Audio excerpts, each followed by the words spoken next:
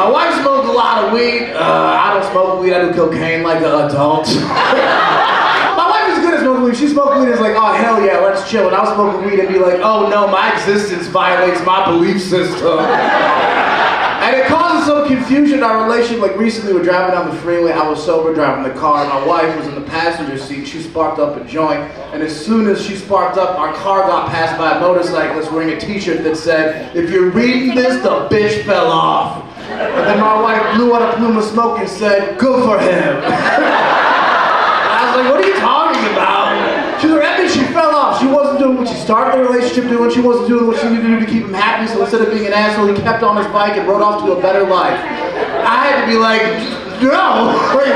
That actually implies that woman fell off his bike and died. And instead of trying to help, he kept riding. And then my wife took another hit of weed and said, well, I don't mean to victim blame, but why would a woman ever get on a motorcycle with a man wearing that t-shirt? And I was like, what the fuck are you smoking?